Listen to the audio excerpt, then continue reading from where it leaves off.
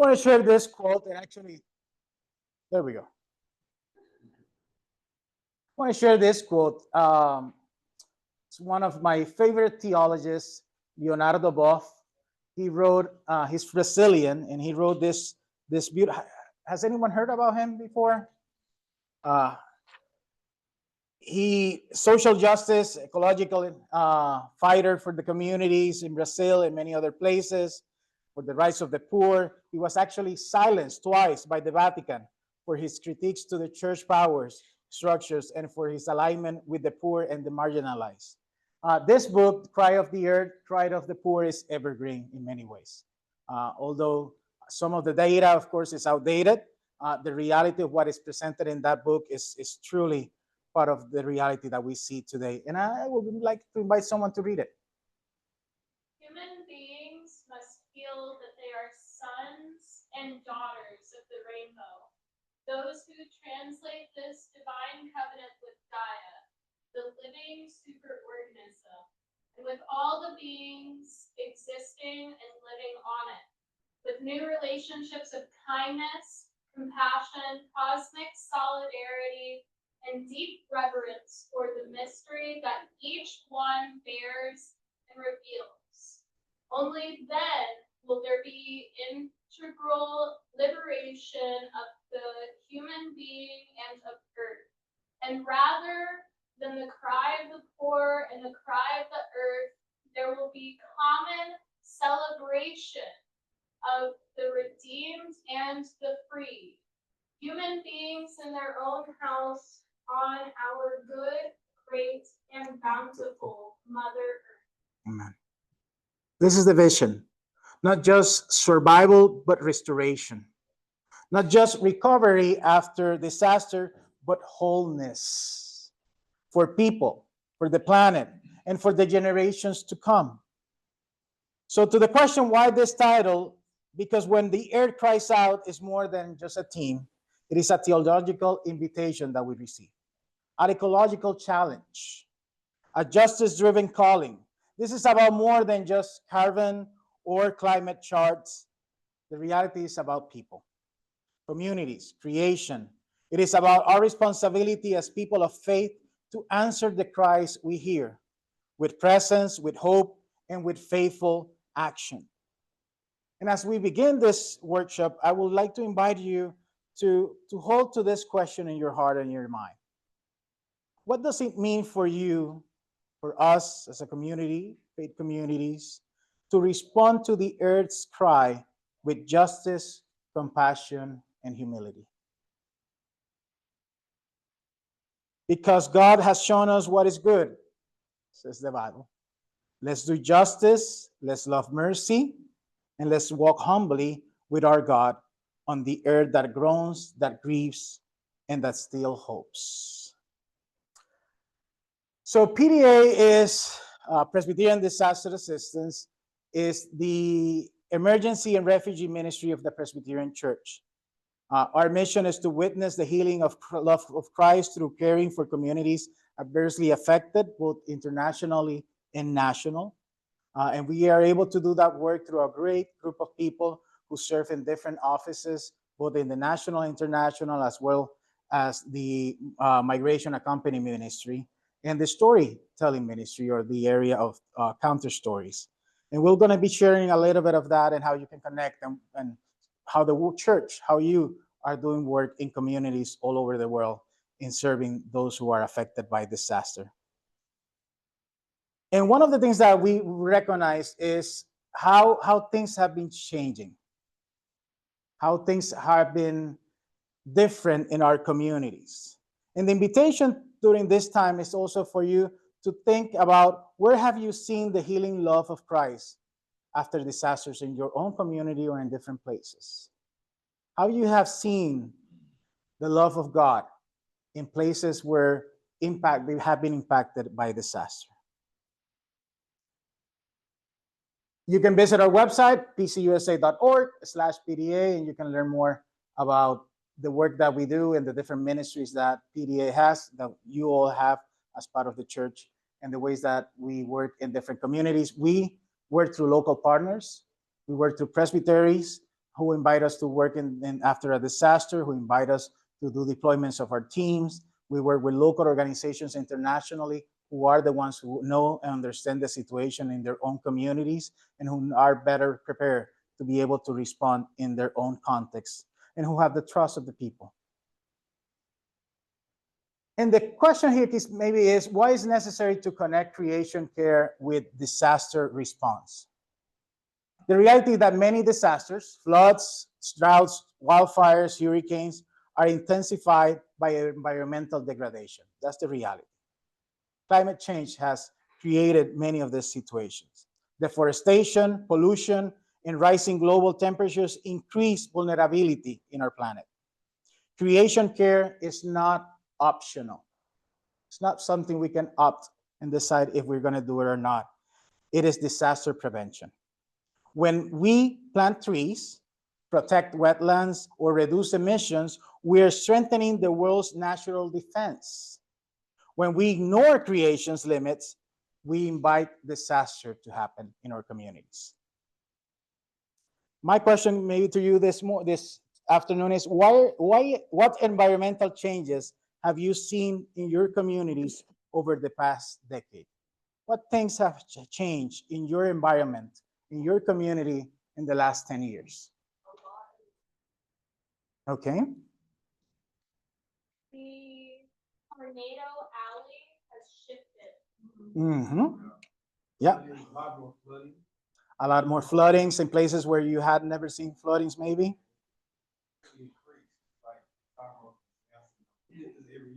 Mm-hmm. Yeah, I mean, I'm sorry. it's just where it rains doesn't move like. Now, one of the things that we have noticed a lot is places that had never had droughts are having droughts. Places that had never had floodings now are facing floodings. The reality of the director of the firefighters in Asheville, Tennessee, Asheville, North Carolina, moved there because he wanted a quiet place to retire. Because Asheville, nothing happens in Asheville. There's no disaster, there's no floodings. And 1 year after he moved there, Hurricane Helene. No one thought that could happen in that place. I see a hand and then here. Last January, we went south to the Gulf Coast to escape the cold and snow, and had 8 inches of snow a quarter mile from the beach in Gulf Shores, Alabama. Wow. Lake effect snows on the Gulf Coast. Wow. When I moved to Louisville, Rick, and I'll share. Diseases are moving north, so you're seeing tropical diseases. Right? There's Chagas disease up in Kansas, well south. Well south in Florida, yep. Have cases of malaria that are being acquired in Texas. And dengue And chikungunya, yep. When I moved to Louisville, everyone told me, no, you're going to be good. There's not a lot of snow. Cold is not that bad. That was the worst winter in the history in Louisville for many years. It was like they lied to me, but it's the reality of climate change and the effects of what is happening in our communities. We usually are not over 5 inches of snow. We've only had one bad snowfall went out. That was it. Wow. And we think, and this is the reality, because the same, and I'm going with you, Jane, in a second. The reality is that we think, oh, well, we're blessed, or that is good. For example, one of the things that I have heard a lot of people say, oh, we didn't have a lot of hurricanes. The Caribbean wasn't affected that much. You must be really excited. And I said, well, nature will balance itself some way. And hurricanes is a way of controlling temperatures in the planets. And when they don't happen that frequent, or what has happened in previous years, it means something else is going to happen. So one of the things that are predicting is that this is going to be not a good winter for many, many communities because of what is happening with the hurricanes. Here, Jane, and then in the back. Yes, I had been Climate Haven. Mm-hmm. We always had mild temperatures, just Very, very enjoyable weather. My name is across the street, moved from New Orleans because of the hurricane. I know people who moved in California because of wildfires, and a lot of people moved like right before the hurricane. And yeah, I mean, we're just up there with everybody else. It is a sad reality. Yes, thank you. Well, I mean, we've been dealing with it for a couple of years now, but corn sweat, and people are starting to understand that word and energy that comes off of corn during this time of year. It's starting to sit on Arkansas. We're getting more humid, like the wet bulb effect is getting even worse. So. That attracts more mosquitoes, attracts other situations in the community. Yes. The problem is also that in many cases, as you have heard this past few days, the people who are most vulnerable are the ones who are hit the hardest.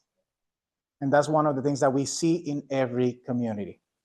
Marginalized communities are both disproportionately affected by both environmental destruction and by disaster impact. Creation care becomes then a justice issue when ecological harm deepens inequality and suffering, and faithful response must prioritize equity and compassion. Hurricane Katrina was not the only reason for what happened in New Orleans. If you look into the history, if you look into the communities that were affected, if you look into the actions of the government of gentrification and marginalization of the communities, you understand that what happened there was a result of root causes created by the government. The same way that Flint, Michigan wasn't affected because water on the river, it was because of decisions by the government to save money. And of course, it doesn't happen in some communities. It doesn't happen in some zip codes. It happens in zip codes with my color of skin, our brother here, or poor other communities of white people who live in poverty too. So it's a reality that we see more and more, and we don't have the ways to face many of the same situations. The people in Palisades, California, are not going to be suffering the same ways as other areas in California. They might be able to rebuild immediately, but others are thinking about selling their house or their property, whatever is left, which is in many cases is the generational wealth, the only thing that they had, and now they have to sell it to the vultures. If you go to California, you go to different places affected by the fires, you're going to be seeing signs. Altarina is not for sale. Why? Because that's the idea. One of the topics that we talk a lot now is disaster gentrification. Florida, California, New Orleans, Puerto Rico, many places that are lucrative when a disaster happens because it takes care of the problem. People are leaving, they have to find homes, and now we can buy the property for cheap values.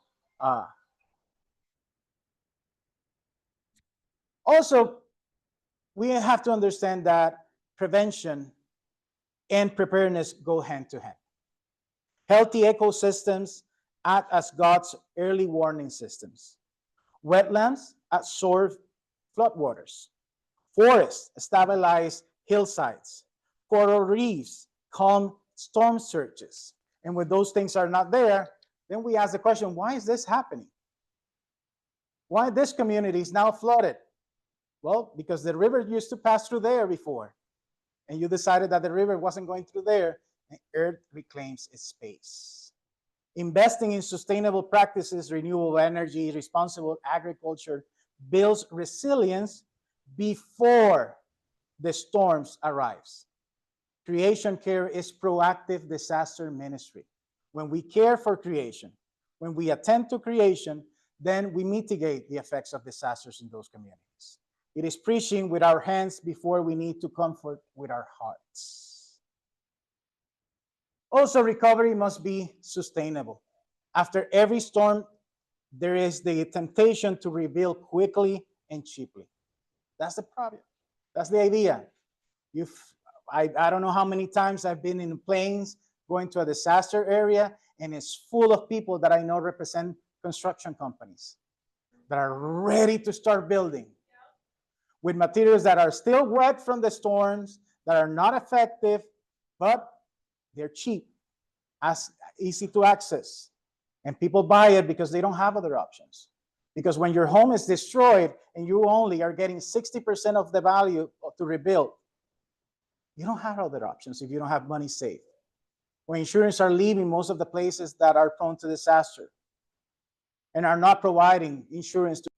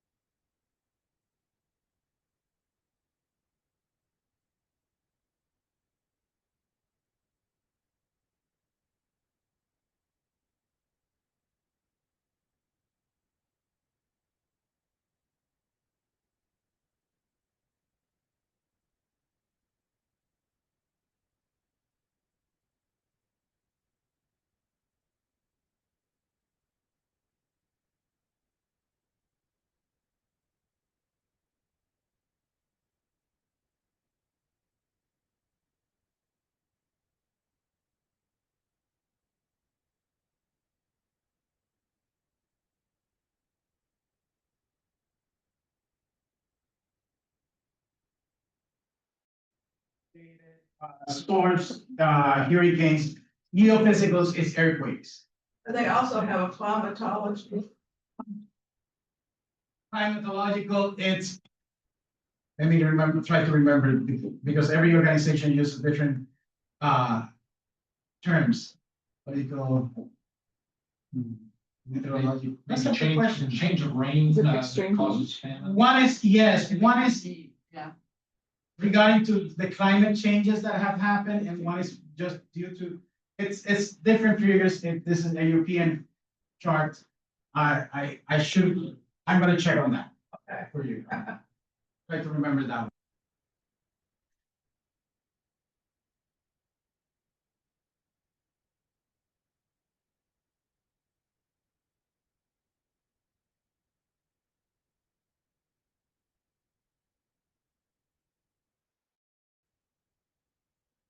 $1 billion, with over 182 billion in damages and more than 568 deaths. From 3 events per year in 1980, we went to 23 events per year in 2024. So before, we had $1 billion disaster every 80 days. If you see that chart right there, every 130 days. In the 90s, it was around every 70 days. Today, it's every 60 days. $1 billion disaster. Every 2 weeks, $1 billion disaster happens in the United States. That's the reality we're facing right now. When my one of my staff in national was in charge of the national response, he started in PDA back in the 85, 90s. He used to mention he was a volunteer then, and we do deployments to disasters. And we used to do deployments maybe every few months. He started working in PDA almost 10 years ago. By this time, just mentioning, we do deployments almost every week. I look into the document that some of you signed where you put your zip codes. Decided to check how many disasters last year happened in some of the states that you come from. This is the numbers.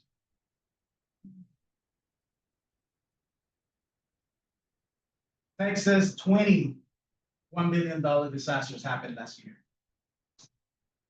And you're gonna say, well, there's no wildfires. There were wildfires, but this is over $1 billion. If the expenses were not over $1 billion, the effects it's not showing in this.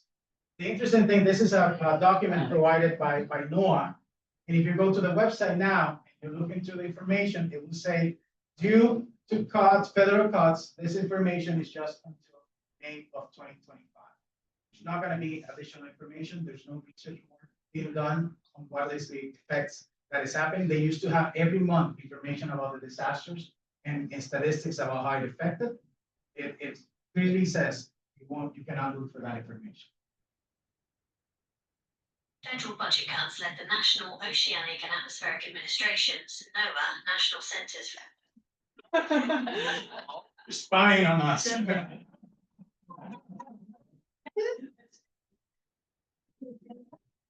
I love AI. I love technology. You come for us, I want to be your friend. I don't know if you know that there was a comment on the news a few years ago that were in some places the water in the bathrooms that you have sensors didn't work for people with dark skin, brown and dark people, because they were set by white people and they didn't recognize that, so they didn't activate. And I was like, well, that's good to know, because when the robots want to attack. Walk next to it, thank you.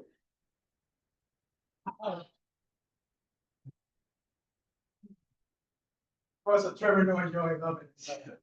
So this was 2024 in the United States. Fires, storms, tornadoes.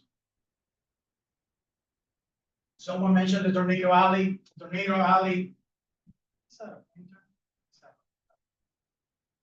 Yeah, tornado alleys used to be this area. Now it's moving to this area. So my Louisville, that didn't used to have that many warnings, is getting more warnings than ever. The other interesting thing that scientists are discovering is that this used to be the line of weather. Anything down here was hotter than here, and it's moved. The cold weather is moving down. So you're going to have more places in this area that are going to have colder weathers than it did before. Yeah. Sad realities. This is done by the Germans, this statistics, and it shows the places that are top 10 most affected countries based on fatalities by disasters. Since 1993 to 2022, these were the countries that were in the list. In 2023, it changed. And if you look back again, United States was not in that list. And now we are. For me, it's interesting being from Puerto Rico that they put Puerto Rico separate. I'm sending a thank you email to them. But this, and if you look at it, most of the places are in the South or countries that do not have the same ways to respond. This is the reality that we're facing right now in the United States. And I read this study and it blew my mind. The University of Brussels did this study in 2021, and they discovered that children, if you have any grandchildren that were born in the 2020s now, they're going to have 2 to 7 times more extreme climate events than the people who were born in the 1960s. In some cases, this is going to be 7.5 times more heat waves than people in the 1960s. And the interesting thing is, this is based if the world is able to reach the accordance of the Paris Accords. If we are really low our emissions to 1.5, which sadly it doesn't seem like it. So this number will be probably double or triple that reality in many places. This is what we're facing as a nation, as a country, as a world, when we talk about the realities of climate change and the impacts that it's having not only on us. The problem we see is that a lot of people, they don't understand that this is not just your realities, this is your reality of your children, your grandchildren. That what we're leaving, what people are going to inherit from us, is a world in chaos, in flames. And of course, the biggest issue is health and vulnerability in many communities, because disasters bring health issues. In many of the vulnerable communities, poor communities do not have the same access to services. 3.6 billion people live in highly vulnerable areas in the world. It's estimated that 250,000 deaths per year will happen from 2030 to 2050 related to climate change. Heat waves, droughts, floods, and stronger storms shows more the existing inequities in many of the communities. This picture is from Peru. You're actually going to meet, I think tomorrow, with the panel with Jed Cobble, with the national partners.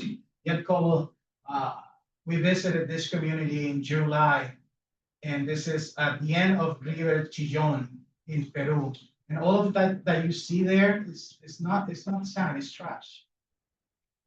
People do not have access to places. The government doesn't pick up garbage in that place, so the river is filled with trash. And they don't have a health system that works for them. And then for me, it was amazing to see a dad taking his kids to see the water, because she was full of contamination. The place is called Chillon. El Rio, the river Chillon, and it ends on the ocean. And from that moment that I visited, I stopped eating fish. Because those that you see in the back, those are fishing ships from China. They fish anything that comes from that water, and believe me, it's well contaminated. This is the reality of what climate change does. Demographic and geographic, it's a cycle that we don't see, but communities, poor communities, brown and black communities, indigenous communities know really well that when a disaster happens, they have less access to medical insurance, they have less access to hospitals, they have less access to medicines. That's the reality of many people who face not only the climate change, but also disasters. We were talking about water this week, and here's some of the information about water that is important to know. 4 billion people face severe water scarcity 1 month a year. 4 billion. 4 billion people. And 2.2 billion lack safe drinking water. That thing that you have that I went and they don't have that. 25 countries experience extreme stress annually because of water, either droughts or floodings. Every drop tells a story of interdependence. When we read texts like Jesus promised to be the living water, then we are asked, how can we proclaim that promise if our neighbors are thirsty? If our neighbors are suffering from that? Since 1880, sea levels have risen 8 to 9 inches. And that doesn't mean that now you're going to live near the beach and you're going to have beachfront properties. That's not. Ask the people in Tonga what they're suffering because of that. Changing rainfall patterns disrupt harvests and livelihoods. These are not distant warnings. They are present realities for partners in PDAs, Haiti, the Philippines, and coastal U.S. towns here in the United States. And this one struck me really hard. I don't know if you heard that news. It was right in the midst of the pandemic. So in 2018 to 2024, there was a lot of droughts in Europe. And one of the things that started to appear were the hunger stones. And hunger stones are rocks that had messages from previous generations that suffer some realities. And those rocks were underwater, boulder, how do you call those? Boulders, yeah, big rocks in the water. No one had seen them before because they were there, covered by the river. And when the droughts came and the river was so low, they appeared. And one of those rocks that appeared was that from 1616 that says, if you see me, then because in 1616, in that community, people died due to the lack of water. So there were warnings. They're called hunger storms, or they have another name, doom rocks. And the appearance of hunger storms is seen as a warning. Droughts of past centuries may foreshadow more frequent or intense water stress in a changing climate. This is reality that we see all the time, all around us in the world. And the question is, so what are we as Presbyterians doing in response to this cry? What are we doing for the cry of the earth and the cry of the poor? And I want to share some information, and it's not about PDA. It's not about Presbyterian disasters. It's about the work that the church is doing. I was talking with one of the young volunteers here, and she was like, oh, thank you for all your work. And I'm like, I work in an office, I travel, I visit, I connect with communities, I do volunteer work with Habitat for Humanity in my community, but the work is done by the people in the communities. The work is done by the churches, the work is done by volunteers, the work is done by so many people that I probably won't even know in my life that are serving communities and doing the difference in many places. So when we talk about Presbyterian disasters, it's not an office in Washington, it's the work of so many who donate, who volunteer, who pray, who participate, who advocate, who do different things that we're going to invite you to do also in your communities. We do a year review. We do like a magazine every year where we share information about what we do and it's stories. And it's not about PDA, it's about the work of community. So you're going to read about partners who are doing amazing work in the United States and all over the world. And here's the link where you can find it in pcusa.org/PDA. And because of the donations, the generosity, and the work of so many churches, presbyteries, people like you and me, PDA was able to grant more than $5.8 million in 2020 in 42 countries in 32 states, including Puerto Rico. We were able to support 1,858 work team volunteers, equivalent to more than 1.7 million in volunteer time to help rebuild communities affected by disaster. So we have hundreds of young adult volunteers. We have members from churches, different people from different communities who volunteer to PDA. They go for a whole week to different communities in different places, sometimes near, sometimes far away. We do that thanks to being able to open host sites for volunteers. We have 13 host sites in the United States, including Puerto Rico. And we're opening our number 14 that is going to be open in Hawaii, together with the Church of Cries. And they are host sites for volunteers to be able to do work in those places, serve the community in different ways. We don't tell the volunteers what they're going to do, it's the community, based on work partners from the community who are able to say, this is what we need. Has anyone done some volunteer work with PDA before? Thank you, Mark. You're invited to do it now. We welcome you to, and we have people from all ages. We have different, depending on the reality, on the needs, we're able to send, the partners will tell us this is what we need, this is the age group, this is the limitation that we might have. So there's many opportunities to do that work.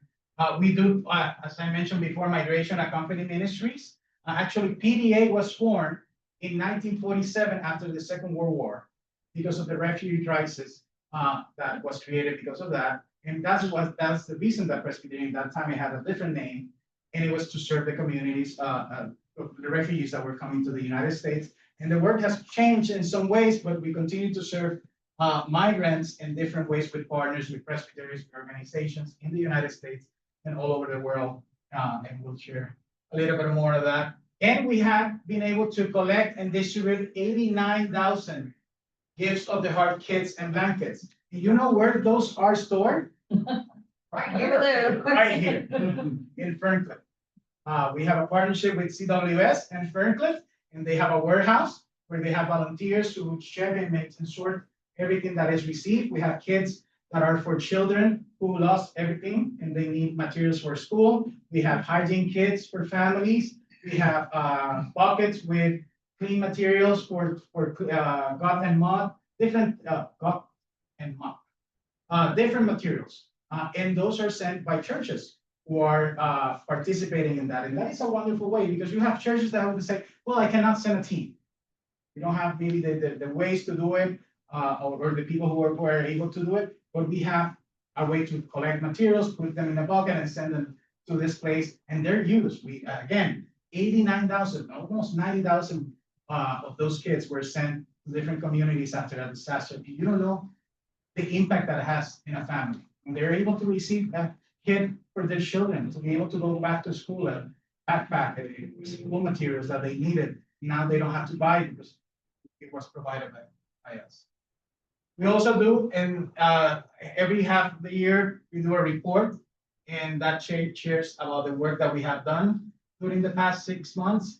115 total grants awarded, that is equal to more than $2 million to partners both international and national. We have been able to assist in 22 countries. This is just 2025.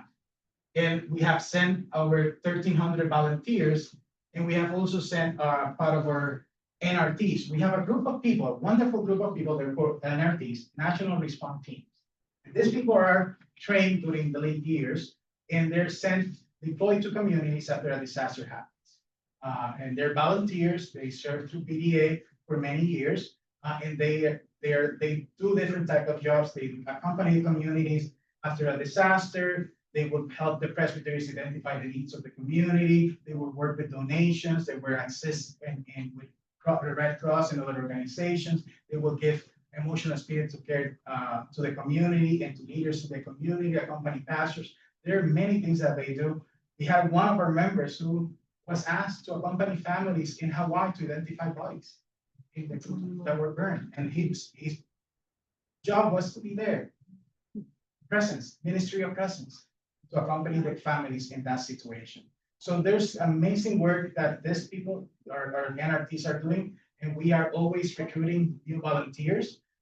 We invite people from our churches and our communities to serve as NRTs, and we pay for everything. PDA, with the donation that we receive, we pay for the transportation, we pay for the plane, we pay for the meals, we cover all the expenses that they have.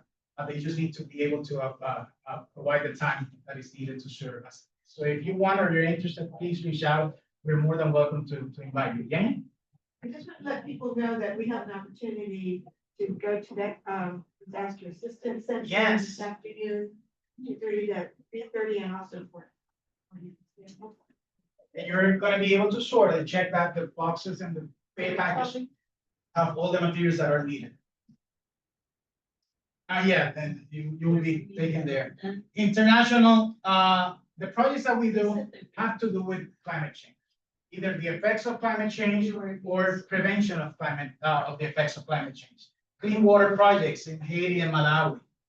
We provide humanitarian aid to Palestine, to Israel, impacted areas, Ukraine, neighborhood countries. We do WASH projects, which are water and sanitation hygiene projects in South Sudan. Preventive and curative health service in Pakistan, livelihood enhancement projects in Nepal. This is all just 2025, the projects that we have been doing in communities. And again, it's local partners who are serving their communities. We just are a way to provide the grants needed and to connect and create relationships. This is a project in Honduras that we love. This organization came to us and said, hey, we have a water,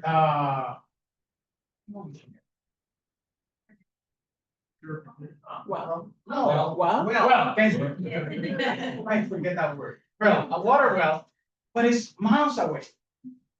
And the families have to go there and bring buckets of water or gallons in their hands. It's really complicated. Is there a way that you can help us build a trench and provide us with the materials, and we help with a grant? And now that community has water for the, and this was right after, it was connected to us also because of the coronavirus. We were asking people, oh, you need to clean your hands, you need to wash your hands every time before you eat, before you say hello. Hey, but if you don't have water, how are you going to do that? So we understood the need, not only because of that reality, but many others. And the same community was the one who did the project. They did the trench, we provided the funds for the materials that they needed, they bought the equipment, and they did a wonderful project in that area. The one on the top is work in India for livelihood project, and the work on the right is in Huehuetenango, Guatemala. They serve communities of indigenous people, mostly children who have been returned from the United States, are facing difficulties in engaging in the community, families who are looking for ways to stay, not having to leave. And they provide seeds and they provide food to the communities and help them be able to own land, a piece of land, and be able to work with their own land to sustain their families. And this one the one on the right is in Nepal, but the one on the left is one of my favorite pictures. We use it a lot. We actually provide a training that is called decolonizing volunteerism, where we invite people to look at the ways that volunteer has some similarities with colonialism actions in the past, and we try to avoid that with our volunteers. And we use this picture. This is in Dominican Republic, and this is a group of Haitian descendant volunteers. And the beauty about this, I went to this house, and when the house is beautiful, they did a wonderful job, completely destroyed by Hurricane Maria. And the owner of the house, I think she was almost 90-year-old, made wonderful coffee. And yeah, you Money Presley made good coffee. And we were talking, and she tells the story. She says, when they told me that volunteers were coming, I was expecting that a group of white people were going to show up. That's what I was expecting. That a group of white people were coming and was going to, which is good, it's important, it's needed, but that was her expectation because that's what usually happens when you talk about volunteering. All of a sudden, she says, when that door opened and I saw people with my color skin, Asian descendants in my community, helping my people, talking my language, understanding my needs, she started crying. She couldn't believe that her own people was caring for her. And that's what we hope. We hope that people in their own communities are able, have the capacity to help themselves, serve their communities, instead of having to need to bring people from the outside when there's local possibilities. Go ahead. I am retired from the chief medical officer of Heart to Heart International, which is a disaster response organization. We were in Puerto Rico for Hurricane Maria, and we brought a team of Haitian physicians and nurses, and we're mostly out on the mountains. But the appreciation of the people up there to actually have somebody, looks like that, being up there taking care of it was just amazing. As far as we know, the only case where the United States has allowed in Haitian physicians, actually, it's not any other national physicians not to function under their own license. And thank you for that, because in the reality, don't get me wrong, it's not that they won't appreciate it. We appreciate the help, but it's different. Because one of the things is that representation matters. And when you feel connected to the people, and when you feel that in some ways you have the power to help others in your community, it makes it different. I would also expand off that, if from like my missions work and like working, volunteering and all that stuff, I've noticed that like in conversations I've had with like leaders in these roles of like, why aren't people getting involved? And it's like, where are you leaving people's space? Like, you're not telling them what the solution is. You're not telling what problem they see. Like, they are speaking. They're the conversation. They're the ones expressing their needs. And that's like almost And something new. on our volunteer training, again, it is, we have people who are blown away because they don't know. They say, we cannot do this in our church. You're asking us to do a lot more work that we can. I said, well, the same amount of time and effort that you spend on raising funds should be put into learning more about the community, getting to know people in the community, creating a relationship with the community. So it's just not a check mark on your CV that you visited. It's not just something that you can say, oh, a picture in Facebook that you posted. It's real work that changes not only the people in the community, but your life too. And that takes time. Relationships are not built in weeks. You cannot build a relationship in 1 week of volunteering. It takes months, it takes years. And some of these people have been hurt in the past. Part of the reason we don't use the word mission trips when we send for volunteer groups, because the word mission has effects in many communities who were affected and damaged by those missionaries. National response, I'm going to move a little bit quicker over this. Please download the report so you can see. This is a wonderful project talking about climate change. This is in Puerto Rico. Puerto Rico is an sorry, because the word in English is really weird. Archipelago.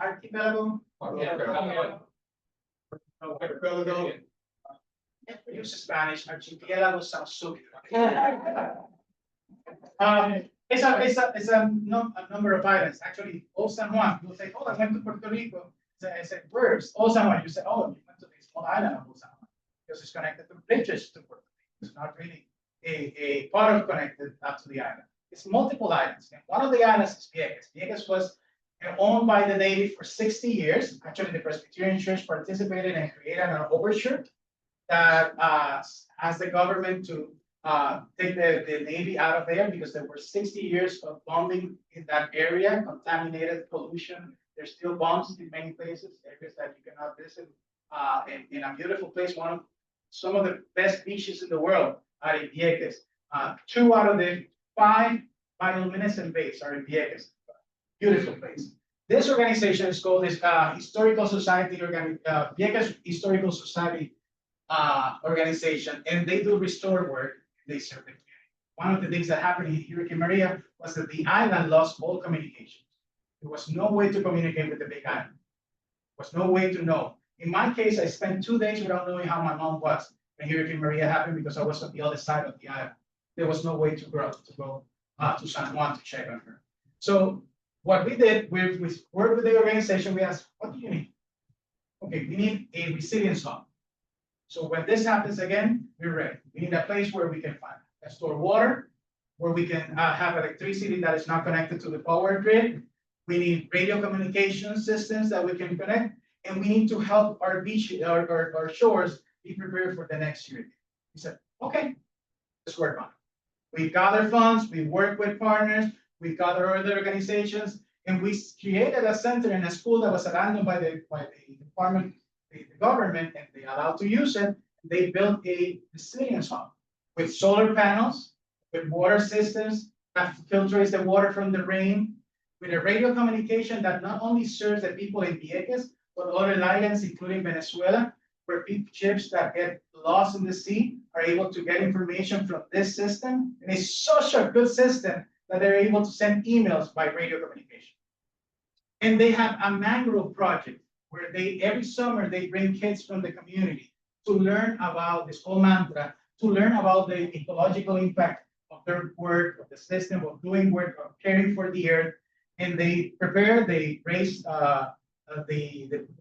the mangroves when there's seeds, and they raise it until they're prepared to be put in the water. The mangroves help with the shores and the erosion of the ocean, so the water doesn't affect the communities the way that they did before. And this is the work of the Presbyterian Church in partnership with them. And we visit them, and it is like visiting friends. We were there a few months ago in January because we were doing some trainings, and the invitation was, hey, let's go eat. I was not meeting, let's go eat. And we talked with them while we were eating, and we had a wonderful time, but it was because it has been 8 years of relationship. So it took time. The first time I visited, they were like, what are you doing here? What are your intentions? What are you coming here for? And we had to show up many times and be careful in the ways that we talk until they felt that they could trust us. So the call to action, and really quick, I'm gonna really go over this. I invite you volunteer. You can volunteer with PDA or with other organizations. If you're going to do volunteer with other organizations or be careful, pay attention, check. There's so many people that want to just get money from working. We don't get paid for anything. We don't receive any funds. The church is the one, or the organization is the one that works with the people and providing the volunteer space. And it's a good way to volunteer. You can volunteer for a week, or you can be a national response team volunteer.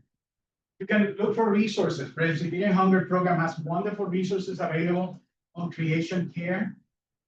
The Office of Public Witness in Washington provides advocacy projects and has a wonderful newsletter where you can hear about what is happening, how you can connect and do advocacy work. They did recently a young adult advocacy event where they had, where was it? Lansing, Michigan. Lansing, and you were there, and it was a beautiful, wonderful. I heard wonderful things about it. That's a good way to connect, educate, reflect, share what you have learned. There's so many things happening all around us. There are churches in Los Angeles talking about how they're going to rebuild now in a way that serves the community, not just their members.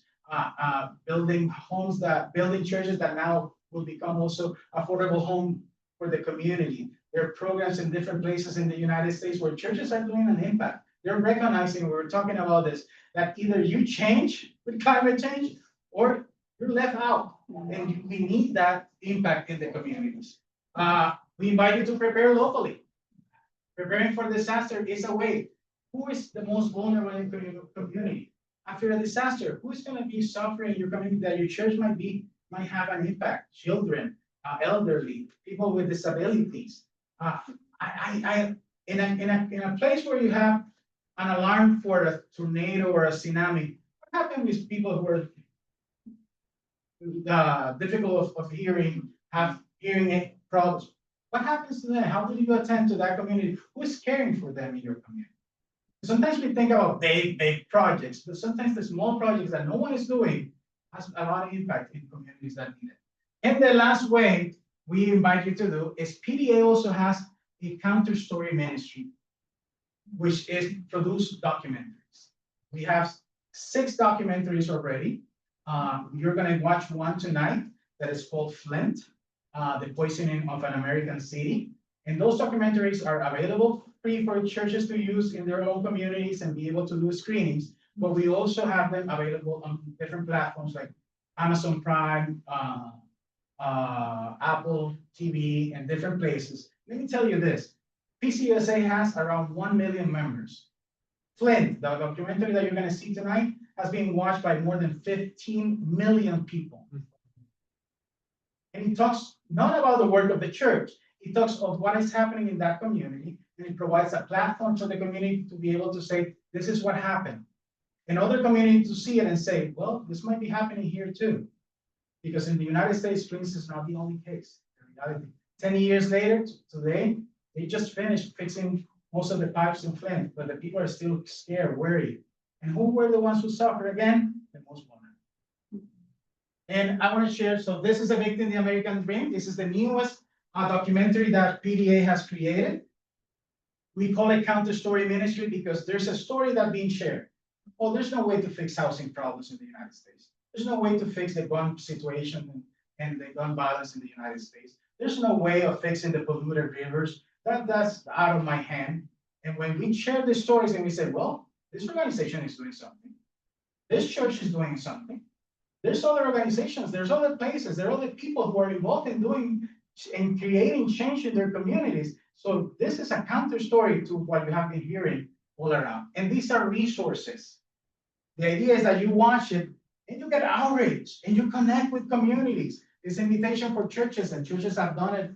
We have a church in Atlanta that has invited legislators to come and watch it and have discussions about what is happening and how can they change the laws that are affecting communities. And Evicting the American Dream talks about the reality of children and families who have been evicted from their homes, mostly vulnerable communities, and the impact. You know that when you get evicted, that goes in your record, and it goes in the record of every member of your family who lives in that house, even if they're 6 months old. And that follows that person for the rest of their lives. So every place that that kid, now 18 years old, 18 years later, goes to buy something, goes to rent a house, there's a letter, Scarlet E, in their credit report that says that he was evicted when he was a baby. And that is presented in this documentary. Flint, you're gonna see it, Kupuhilan, which means reimagine. It is a wonderful documentary that follows a family in Indonesia, 10 years since the moment of the tsunami, where he lost almost 15, he lost more than 50 members of his family after that tsunami. And we accompany them during 10 years, from the moment of the tsunami to 10 years later, and see the effects of long-term accompaniment and support from the grants from PDA and the work that that community did. And it is an amazing story to see. And the last one, and I'm gonna really is this documentary that we're working right now is on environmental racism. One of the realities that we see in the United States more and more often is that communities who are poor, Black, brown, indigenous communities are more affected than others based on their zip codes, where they live, by pollution, by contamination. And that is something that is happening more and more. And we are ready to expose that reality of environmental racism. This is a Nitro community that you're going to hear about. And it's a short part of that documentary. It's not yet out. We're still working on it. And we hope that when it comes out, you can use it as a resource in your church to expose the reality. And in our website, there's the 6 documentaries available for you with guides on how to use it and how to talk about it with your community. Let me see really quick. Camera rolling. Sleep. West Virginia, roll B, Nadine Williams, take 2. Your father obviously was ahead of his time with this. What do you think your father?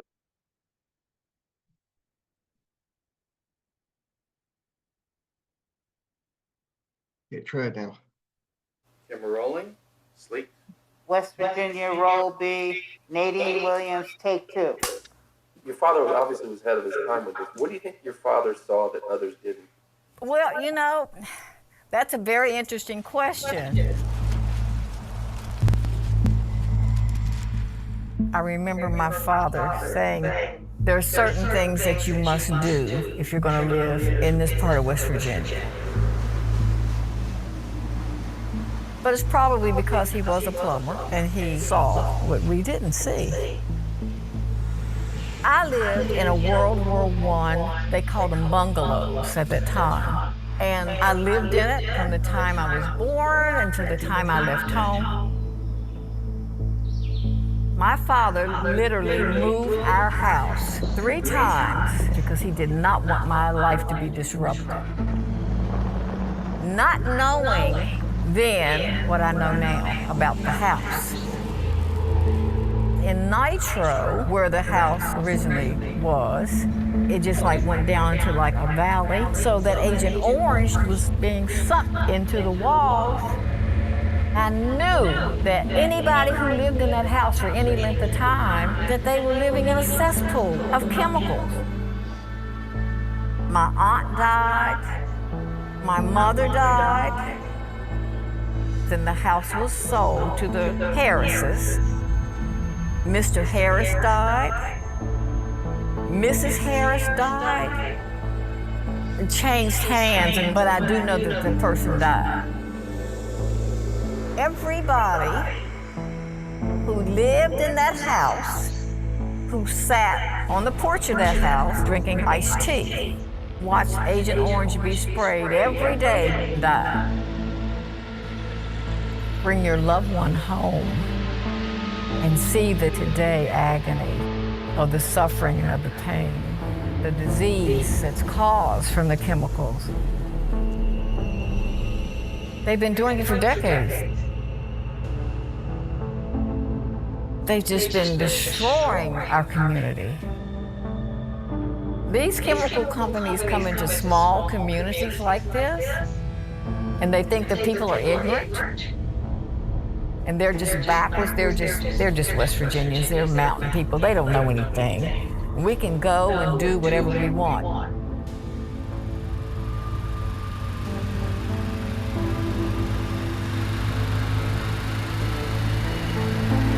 Montana sent a representative to visit me, and I shared with them, my father, I watched this man who was a giant in his family and in his community, then having to see his wife die the way she died.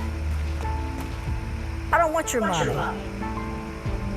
You're coming to my house trying to buy me, to bribe me, and I watched my mother suffer. They had the boldness and the gall to come to my house. Are you crazy? No amount of money could ever bring my mother back. How dare you come to me? How dare you?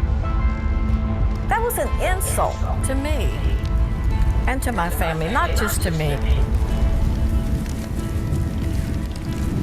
Burn that house down. Burn it to the ground. And how many more Nitro bungalows that are still standing in Nitro? Burn them down. Knowing that, and I'm going to use this word, knowing that those chemical companies come in, they violate us. That I hope I never have to say again, but it's the truth. The house was burned to the ground. And I have peace, knowing that nobody else will be in danger of an unknown chemical that they were living in that house and breathing every single day. I just said, you know what? I've said all I'm going to say. It's time for you to leave now. Period.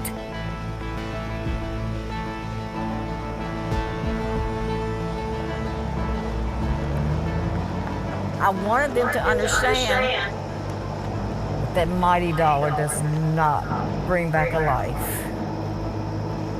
That mighty dollar does not stop the suffering on a human body.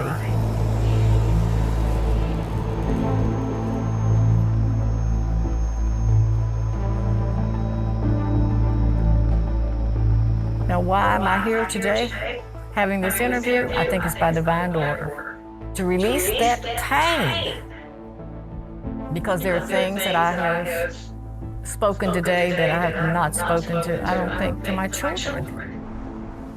These are things I've not talked about. I want my voice to be silent, but forceful and heard, if I make myself clear. Because these stories are needed. There runs a single thread. It means that the disasters we face are not only natural, they're moral. They're born from greed, from neglect, and from indifference. But there's another story being written, one of faith, resistance, and renewal. Our calling as people of faith, as advocates, as neighbors, is to make sure that their story is told, is heard. Because when we tell the truth, we bear witness. And when we bear witness, we open hearts. And when we open hearts, justice has a chance to flow like a river that never runs. These are resources for you. This is ways for you to serve the church, to continue to serve in communities and make an impact. And we invite you to use these resources to volunteer, to work in different ways. Your church is active, it's doing work. You are doing work. And we're grateful for the work that you continue to do in every place that you do. I'm going to finish with this comment. I visited, and I think the other group is going to be saying, well, he didn't say that in Arabic. I visited India 2 years ago, and we had a staff in our PDA. He lives in Sierra Leone. He was living there and died from malaria. And we visited this community that he helped in moments after a disaster had struck them. And we were there to see some of the houses that they were building, and they were interested in showing me a tree. And I was imagining and expecting a big, humongous tree, because the way that they presented it was that, oh, you have to see the tree. And when we got to the tree, it was a small tree. Nice tree, a small tree, nothing impressive. I could have passed it many times. And they said this tree was planted here by Chaco. Chaco was our staff person. And they told us how grateful they were for the work that Chaco had done in that community. The service, the visits, the impact that they had. And I started weeping.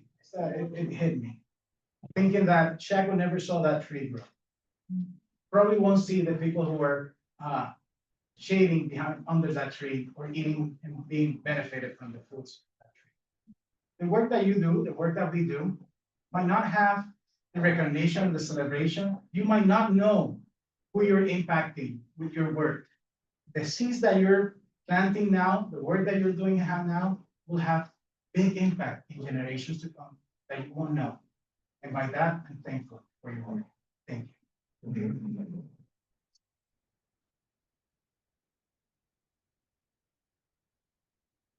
I'm running out of time, so if you have questions, you're invited to send them by email. Because I need to Atlanta, we have another conversation. Rick, you have. I'm sorry, Mark. So one question in terms of rebuilding. The first time we went down post Katrina, we were in Burlington, Mississippi. We were working in the house of a guy named Buzzy, who chose to build his house 14 feet above the ground because he and his wife had ridden out the storm in a tree. Oh, wow. And they didn't want to have their family threatened by the waters. And so it was 13 feet of floodwater, so they rebuilt 14 feet up. But a lot of the houses we worked on there, the ones we did in New Orleans the next year, were down low. We're in areas that are exposed. What are we doing to think about rebuilding better? And you know, it's always a hard question. You don't want people to leave the community. But you don't want people to be trapped in communities where they were forced to begin with because they were the least value, least valuable places to be, and to continue to be the ones that greatest risk. It is difficult, and we work with organizations that are trying to do their best on that. Some families do not have the funds to be able to rebuild according to code or with the new codes, and they have to leave their areas. Some families, if the codes do not change, they build whatever they can build because of the lack of funds. If we're able, we try to work with that organization and being able to provide funds enough to rebuild, but building homes is expensive. And a lot of organizations run out of money before they can get to that part of the project. One of the things that we try to do is work with FEMA and other organizations. So when we do work in a community, it's in partnership with other people, organizations, churches who are able to put some more funds so we can try to mitigate the effects of the next disaster. And we encourage organizations to connect with other organizations who are doing it so they can learn, because some will have the good desire to work and they will work with what they know. Thank you. Thank you, Mike. Thanks, Edward. Thank you. Just finished? Just finished.